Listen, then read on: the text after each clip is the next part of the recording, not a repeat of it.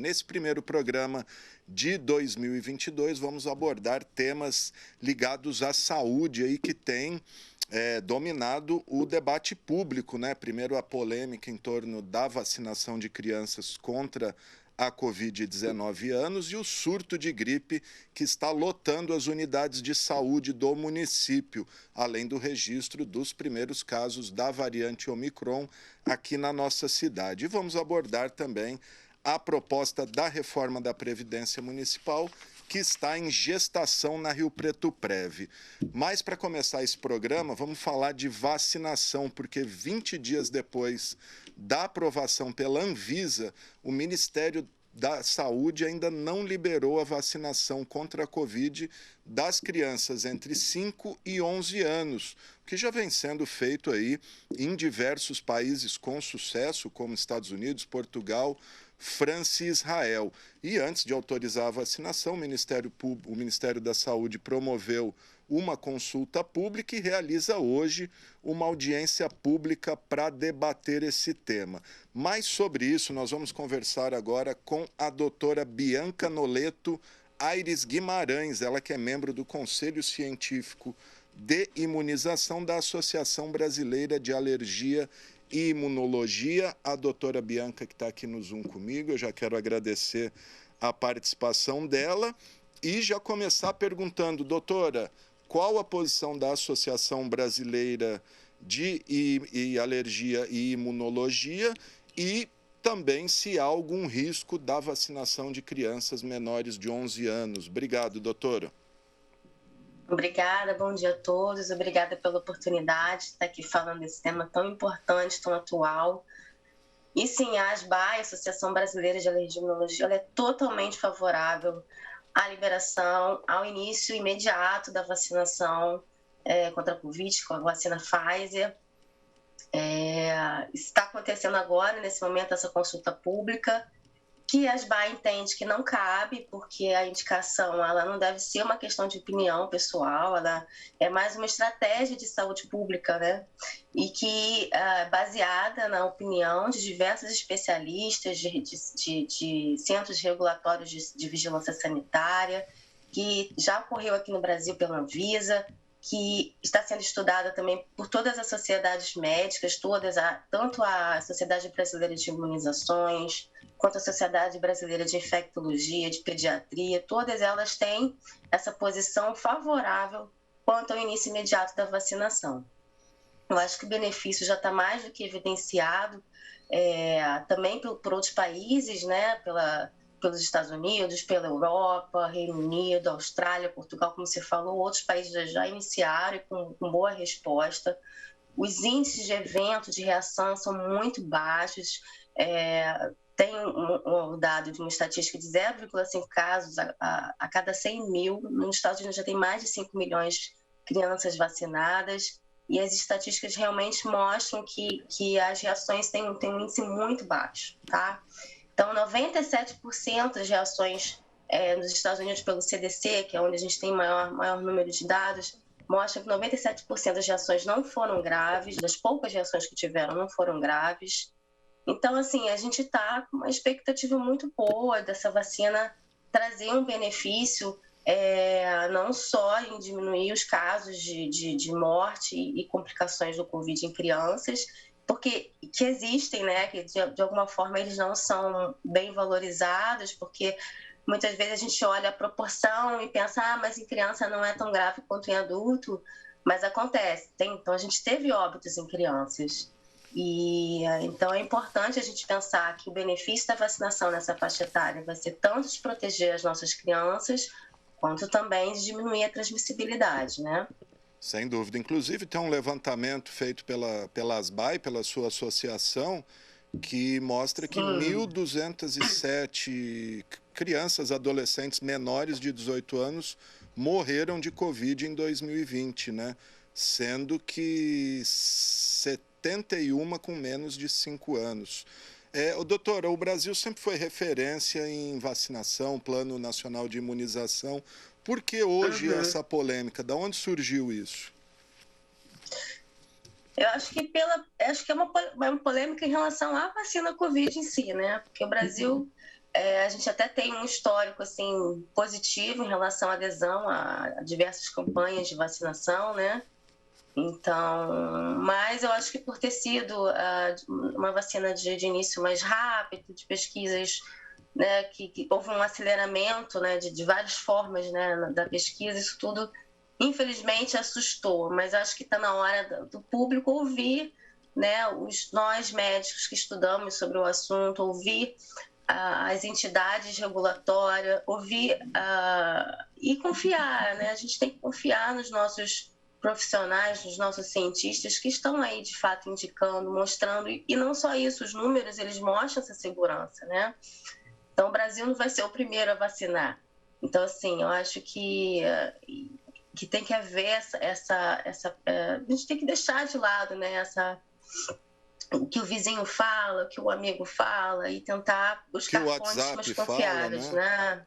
O que a mensagem do WhatsApp fala. Então, para deixar claro, há algum risco de uma criança tomar a vacina da Covid, principalmente a da Pfizer?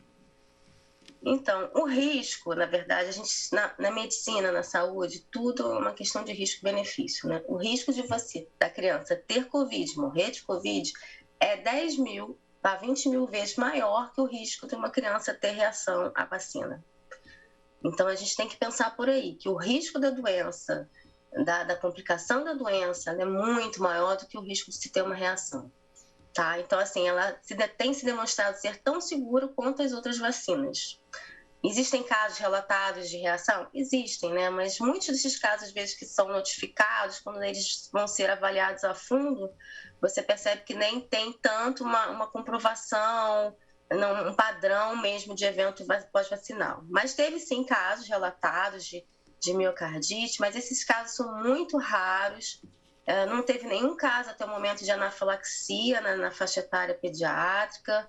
Então, assim, tem se demonstrado bastante seguro, assim como as outras vacinas. Ou seja... Isso que é importante, essa que é a mensagem importante, que o risco de você adoecer, da criança adoecer, da criança morrer, né, tem uma complicação que a gente chama de SIMP, que é uma síndrome multi-inflamatória, que pode levar ao óbito, né? Que é mais comum em criança, que é uma síndrome comum de criança em relação à inflamação sistêmica contra o vírus, pós o vírus. Então, assim, existem complicações sim em criança. Então, a gente tem que pensar por aí, que o risco de adoecer e de falecer é maior do que mil vezes, como eu te falei, 10, 20 mil vezes maior do que o risco de ter alguma reação. Sem dúvida. Inclusive, a gente acabou de receber uma nota aqui bastante dura da Associação Médica Brasileira, entidade da qual a sua entidade faz parte, uma nota bastante dura, né? Dizendo que esse atraso é um desserviço do ponto de vista humano, que o Brasil perde tempo na luta contra a Covid, expõe as gerações a riscos e gera insegurança entre os cidadãos. Isso em virtude de uma polêmica infundada, negacionista à ciência e irresponsável socialmente. Aproveitando esse gancho, como a senhora disse no começo, caberia uma audiência pública para debater se vacina deve ser aplicada ou não? Vão ouvir quem nessa audiência pública? Pois é, as associações médicas não... A gente acredita que não cabe essa consulta pública, porque ela é uma decisão que parte de cientistas, né, de uma estratégia pública de epidemiologia, então não cabe essa consulta pública. Não é uma questão de opinião, né, doutora? Isso. Doutora, eu estou recebendo uma pergunta aqui no WhatsApp. A senhora falou em... A senhora falou uma reação que pode dar e estão me perguntando o que seria anafilático, é isso? Anafilaxia? Anafilaxia é uma reação alérgica grave. Anafilaxia é uma reação alérgica quando tem um acometimento de mais de um órgão. Né? E aí tem um risco maior de falecer. E essa anafilaxia ela existe para qualquer vacina. O risco de anafilaxia para qualquer vacina é de 1 para 1 milhão. Então, assim, é uma reação muito, muito rara mesmo. Mas que pode acontecer como qualquer remédio que você tome, você pode ter uma reação anafilática. Eu só falei isso porque quando perguntam quais são as reações que podem ter mais graves, né? Que seria Aí essa, tem mas essa, essa, mas que não teve nem relato até o é momento um de caso criança, extremo, tá? né? É um caso extremo, né? Isso. Doutora, a questão que a gente tem também recebido tem visto muito por aí, todo mundo que está tomando a vacina está contaminando, ou seja, a vacina não adianta nada. Queria que a senhora falasse sobre isso. A verdade, nenhuma vacina é 100% eficaz, nenhuma, tá? Nem a vacina de gripe, nem a vacina de pólio, nem a vacina de hepatite. O que importa é que, assim, o benefício que seja de 50% já é válido, né? A gente sabe que é mais, que é 90%, 80%.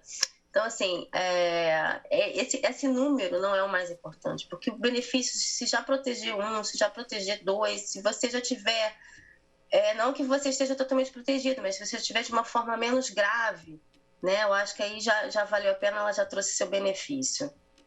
Exato, é só ver o número... e os números da vacina são de alta eficácia. Sim, é só ver o número de mortes, né, doutora, que a gente caiu drasticamente aí. Isso.